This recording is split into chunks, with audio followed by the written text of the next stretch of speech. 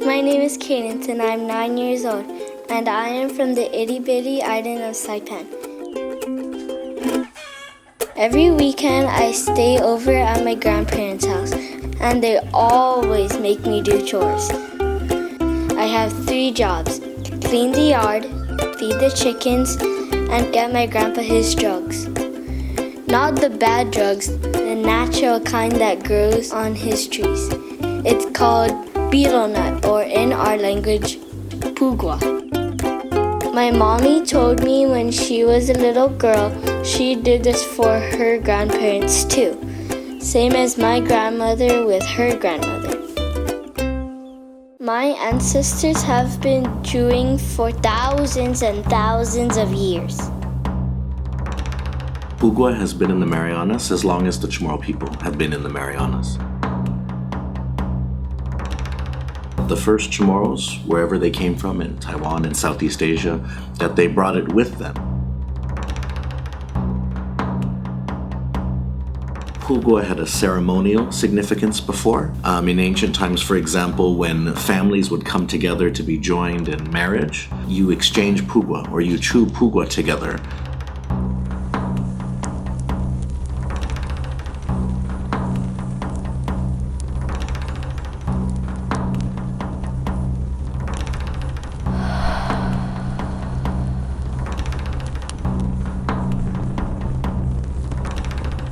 So it's clear that it had a special purpose to the Chamorro people at that time. One of the things which Chamorros would not have mixed in prior to Spanish contact, but which they love to mix in now, is of course tobacco. Before that, it would have been sort of just leaves and lime.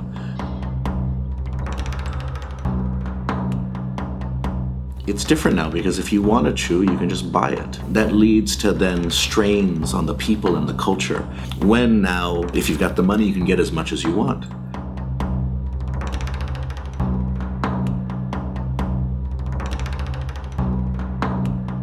It may cause sort of adverse effects because of that ability to kind of keep chewing, and it's not necessarily tied to what you grow or what you trade for.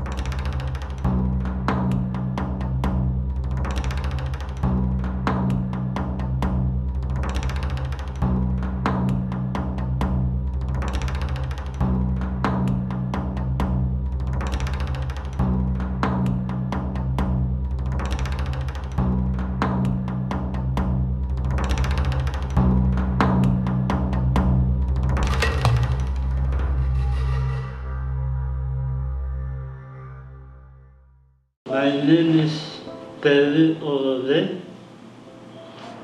I'm an oral cancer survivor, and I am 45 years old. Just lack of pimples on the face. Keep on scratching it to try to lose it, but it never moves.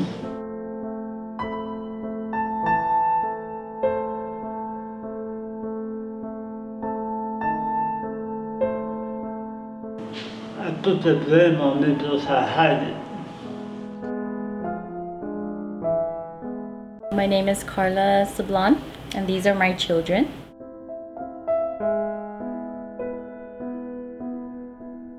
To my left is Camilla, to my right is Kamaya and Frontia. Was nicer than mommy. Very friendly, never knew how to say no.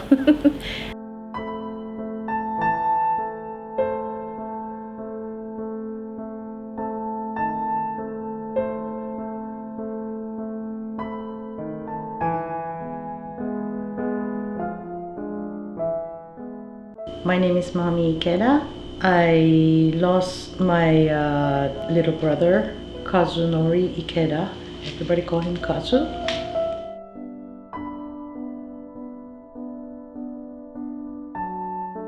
He spoke fluent Chamorro. And he was known as the only Japanese on the island who has a pugua bag. He carries and he just opened the door of the car and just spit on the road. Yeah.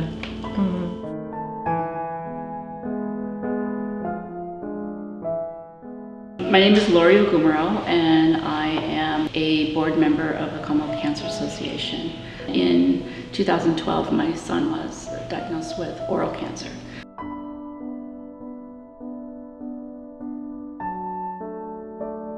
Nobody wants to hear that, Mom, I have cancer. So what do? You know, your instinct as a parent, as a wife, a mother, you wanna, get the best treatment you can.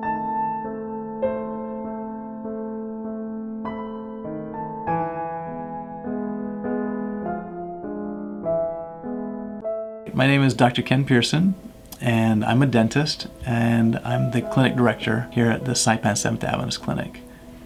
In the States, you can go your whole career without ever diagnosing a single case of oral cancer.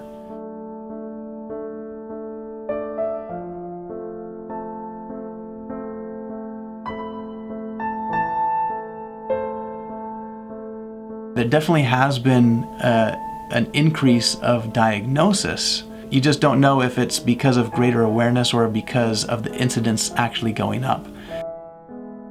Half a day, my name is Yvette Paulino and I'm an associate professor at the University of Guam, and I'm also an investigator with the University of Guam Cancer Research Center.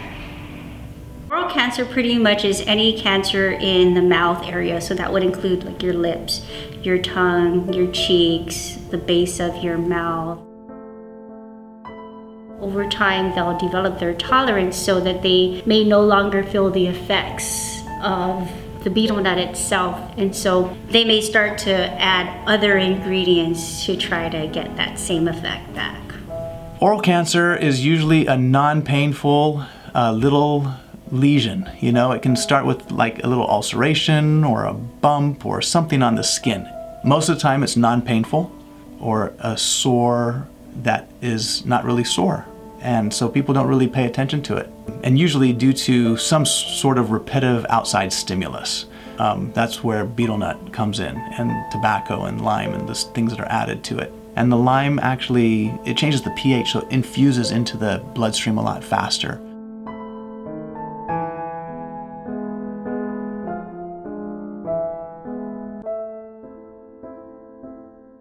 I started chewing betel nut when I was in middle school. Since then, allowed me chewing the betel nut, tends for me to chew it too. My son started chewing when he was in junior high, probably. My husband is a Carolinian. He chews. All of his family members chew. I mean, it was the cultural thing. What I see amongst especially the locals is, they're introduced to it early, and it's just kind of something that you do. The big guys, the cool guys chew, so definitely culture does play a role. Why us generation this time having the sickness? Why not our ancestors, our great-great-grandmother or great-great-grandfathers? Why they don't have this type of sickness? What we're finding is that group that chews the nut by itself tend to be the older population, and that's kind of going down in terms of prevalence, whereas there's this new wave of young betel nut chewers that are starting to chew with all the other added components. If you're using it in combination with other ingredients that are already carcinogenic, then you're adding to the strength of the carcinogenicity. You don't want to be somebody that's like taking away from somebody's culture, but the negative aspects of doing those things are so much greater than the positive. So when it comes to chewing, why keep it as part of your culture? You may chew your whole life and never get cancer, and that would be awesome. I mean, it's just that's not what the statistics show. Men don't fire love. But seriously, me, when I think about all this treatment, it tears in my eyes. It's not a good thing for me because I want to support my family. I want to support my grandkids, but I couldn't. I cannot.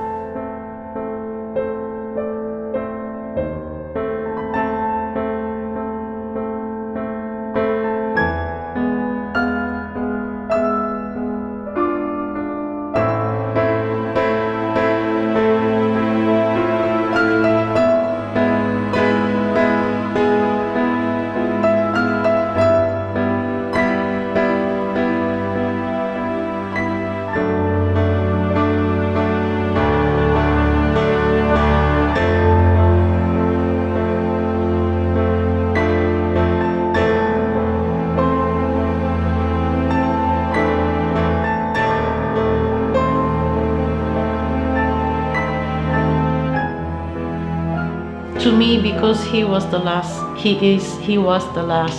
family left for me. I gave everything to save him. That was one of the biggest regrets he had, was, not making better choices and not being able to be here, to see his girls grow up. My son is lucky because it was found early. Maybe because I worked in a hospital for 20 years as a medical social worker. I'm not afraid to ask questions. What about those other people? They can't advocate for themselves because they don't know the questions to ask. So that's part of why the Commonwealth Cancer Association is here, is to be an advocate. I thought that I'll be on my own until a family member mentioned about CCA.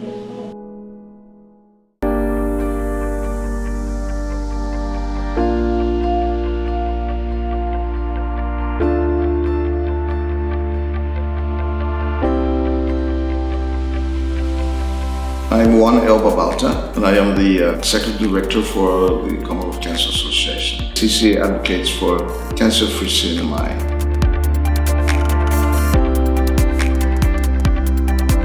The Commonwealth Cancer Association is a charitable organization in the CNMI, and it runs by 7 board members.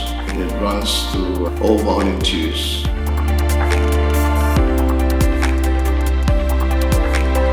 Through prevention and awareness about cancer screening and early detections. And we also provide support and hope for cancer survivors, as well as families and caregivers in the CNMI. Do it for your daughters, your mothers, your wives, your sisters, your brothers. Do it for us. This doesn't need to be our future.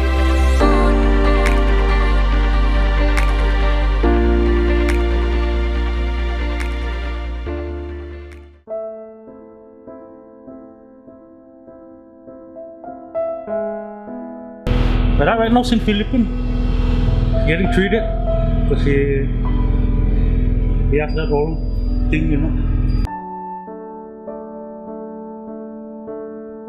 Ready to go my dad's problem, so there's 3 of them now that has the whole cancer.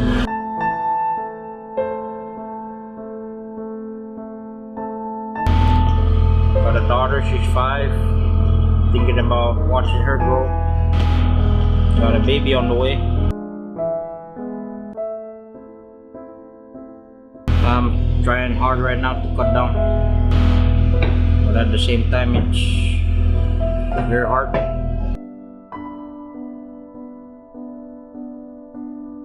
You're scared also when you find out there's something wrong. But maybe I'll go. I'll probably go. Yeah.